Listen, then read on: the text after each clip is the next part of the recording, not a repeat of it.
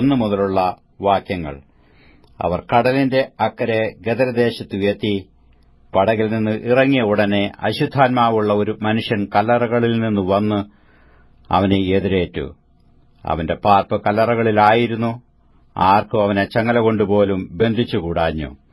പലപ്പോഴും അവനെ വിലങ്ങും ചങ്ങലയും കൊണ്ട് ബന്ധിച്ചിട്ടും അവൻ ചങ്ങല വലിച്ചും പൊട്ടിച്ചും വിലങ്ങ് ഉരുമി ഒടിച്ചും കളഞ്ഞു. ആർക്കും അവനെ അടക്കുവാൻ കഴിഞ്ഞില്ല. അവൻ രാവും പകലും കല്ലറകളിലും മലകളിലും ഇടവിടാതെ നിലവിളിച്ചും തന്നെത്താൻ കല്ലുകൊണ്ട് ചതച്ചും പോന്നു. അവൻ യേശുവിനെ ദൂരത്തുനിന്ന് കണ്ടിട്ട് ഓടിച്ചെന്നു അവനെ നമസ്കരിച്ചു. അവൻ ഉറക്കെ നിലവിളിച്ചു, യേശുവേ, മഹോന്നതനായ ദൈവത്തിന്റെ പുത്ര, എനിക്കും നിനക്കും തമ്മിൽ എന്ത്? ദൈവത്താണ്, എന്നെ ദണ്ഡിപ്പിക്കരുത് എന്നു അപേക്ഷിക്കുന്നു എന്ന് പറഞ്ഞു. അശുദ്ധാത്മാവേ, ഈ മനുഷ്യനെ വിട്ടു പുറപ്പെട്ടു പോക എന്നു യേശു കൽപ്പിച്ചിരുന്നു. നിന്റെ പേരെന്ത് എന്ന് അവനോട് ചോദിച്ചതിന്, എന്റെ പേർ ലെഗിയോൻ, ഞങ്ങൾ പലർ ആകുന്നു എന്നു അവൻ ഉത്തരം പറഞ്ഞു. നാട്ടിൽ നിന്ന് തങ്ങളെ അയച്ചു കളയാതിരിപ്പാൻ ഏറിയൊന്നു അപേക്ഷിച്ചു. അവിടെ മലയരികെ ഒരു വലിയ പന്നിക്കൂട്ടം മേഞ്ഞുകൊണ്ടിരുന്നു. ആ പന്നികളിൽ കടക്കേണ്ടതിന് ഞങ്ങളെ അയക്കണം എന്നും അവർ അവനോട് അപേക്ഷിച്ചു. അവൻ അനുവാദം കൊടുത്തു. അശുദ്ധാത്മാക്കൾ പുറപ്പെട്ടു പന്നികളിൽ കടന്നിട്ട് കൂട്ടം കടുംതൂക്കത്തോടെ കടലിലേക്ക് പാഞ്ഞു വീർപ്പുമുട്ടി ചത്തു. അവ ഏകദേശം 2000 ആയിരുന്നു. പന്നികളെ മേയ്ക്കുന്നവർ ഓടിച്ചെന്ന് പട്ടണത്തിലും നാട്ടിലും അറിയിച്ചു. സംഭവിച്ചത് കാണുവാൻ പലരും പുറപ്പെട്ടു.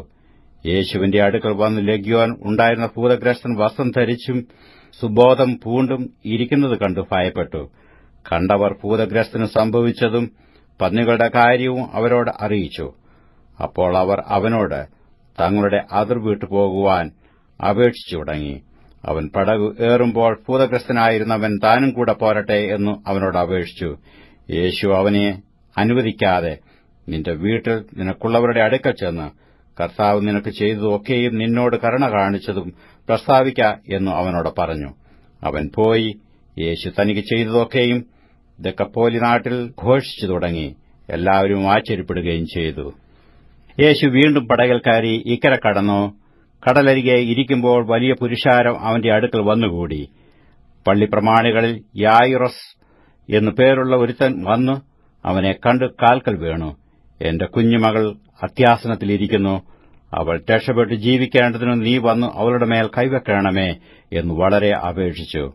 അവൻ അവനോടുകൂടെ പോയി. വലിയ പുരുഷാരവും പിൻചെന്നു അവനെ തിക്കിക്കൊണ്ടിരുന്നു. 12 സംവത്സരമായിട്ട് രക്തസ്രവമുള്ളവളായി പല വൈദ്യന്മാരാലും ഏറിയൊന്നു സഹിച്ച് തനിക്കുള്ളതൊക്കെയും ചെലവഴിച്ചിട്ടും ഒട്ടും ഭേദം വരാതെ ഏറ്റവും പരവശിയായി തീർന്നിരുന്ന ഒരു സ്ത്രീ യേശുവിന്റെ വർത്തമാനം കേട്ടു. അവന്റെ വസ്ത്രം എങ്കിലും തൊട്ടാൽ ഞാൻ രക്ഷപ്പെടും എന്ന് പറഞ്ഞ് പുരുഷാരത്തിൽ കൂടി പുറകിൽ വന്നു അവന്റെ വസ്ത്രം തൊട്ടു. ക്ഷണത്തിൽ അവളുടെ രക്തസ്രവം നിന്നു.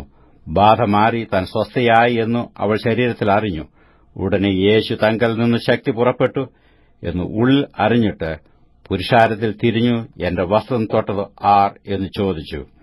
ശിഷ്യന്മാർ അവനോട്, പുരുഷാരം നിന്നെ തിക്കുന്നത് കണ്ടിട്ടും എന്നെ തൊട്ടത് ആർ എന്ന് ചോദിക്കുന്നുവോ എന്ന് പറഞ്ഞു. അവനോ അത് ചെയ്തവളെ കാണുവാൻ ചുറ്റും നോക്കി. സ്ത്രീ തനിക്ക് സംഭവിച്ചത് അറിഞ്ഞിട്ട് ഭയപ്പെട്ടും വിറച്ചും കൊണ്ടുവന്നു അവന്റെ മുമ്പിൽ വീണു വസ്തുതയൊക്കെയും അവനോട് പറഞ്ഞു.